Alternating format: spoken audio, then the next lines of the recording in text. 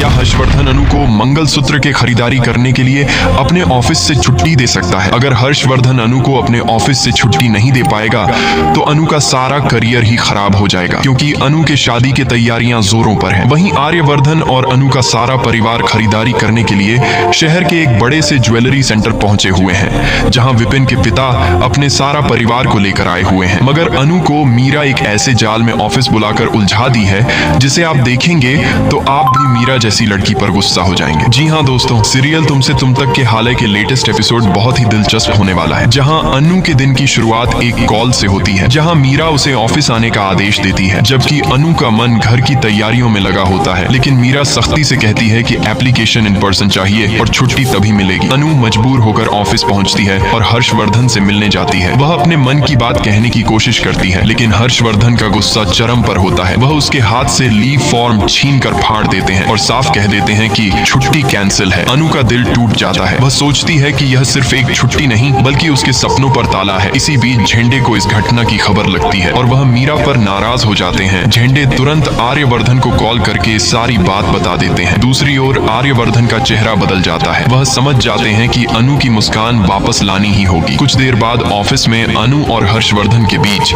एक अप्रत्याशित बातचीत होती है। अनु उसे एक पुरानी कहानी सुनाती है जिसमें त्याग, प्यार और विश्वास का संदेश छुपा होता है। कहानी खत्म होते ही हर्षवर्धन का चेहरा नरम पड़ जाता है और वह चुपचाप उसके लीव फॉर्म पर साइन कर देते हैं। अनु के चेहरे पर राहत की लहर दौड़ जाती है। वह सीधे ज्वेलरी स्टोर की ओर निकल पड़ती है। ज्वेलरी शॉप में माहौल कुछ अलग होता है। आर्यवर्धन और अनु की फैमिली के साथ विपिन की फैमिली भी मौजूद होती है। शोकेस के बीच अनु की नजर एक चमकदार मंगलसूत्र पर ठहर जाती है जिसकी कीमत 3 से 4 लाख के बीच होती है। वह बस उसे देखती रह जाती है। तभी आर्यवर्धन मुस्कुराकर कहता है, ये तुम्हारे लिए बिल्कुल सही है, तुम इसे ले लो। अनु पहले हिचकिचाती है, लेकिन आर्यवर्धन उसे खुद अपने हाथों से पहनाकर आईने के सामने खड़ा कर देता है। वहां मौजूद सभी लोग कुछ पल के लिए चुप हो जाते हैं। यह दृश्य इतना गहरा होता है कि शब्दों की जरूरत ही नहीं पड़ती। अनु के चेहरे पर हल्की सी शर्म और आंखों में चमक नजर आती है, लेकिन कहीं ना कहीं उसके दिल में यह सवाल भी उठता है कि क्या यह सिर्फ एक तोहफा है या किसी बड़े फैसले की शुरुआत। तो दोस्तों,